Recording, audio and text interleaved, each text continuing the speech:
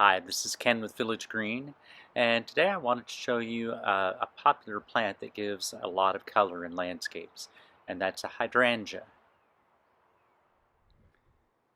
These are hydrangeas, probably an endless summer hydrangea.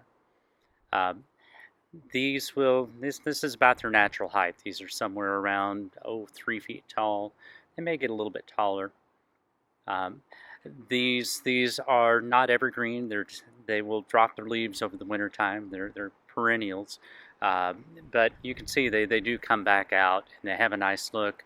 The only downside to them is these are water hogs. These are going to need extra water compared to the rest of your landscape. So we don't normally like to go crazy with them. We'll usually only plant a couple in the landscape, but they do add a really nice dash of color. Most of the time when I put these in, I will put them in to where they're kind of in the backdrop, and so when they go out of bloom and when they go dormant in the wintertime, then there's something evergreen around them so that you don't notice it.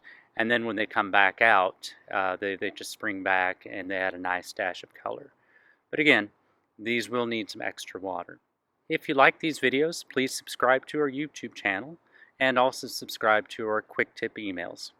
Ken with Village Green, your neighborhood landscape company.